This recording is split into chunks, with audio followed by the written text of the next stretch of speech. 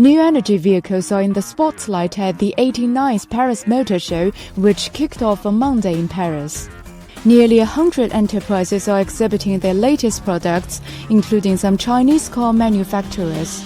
Chinese automaker BYD is showcasing 3 of its latest NEVs, pledging to offer better charging services to European car owners. GWM has brought several of its new energy vehicles to the show. The company plans to unveil more than 50 NEV products by 2025.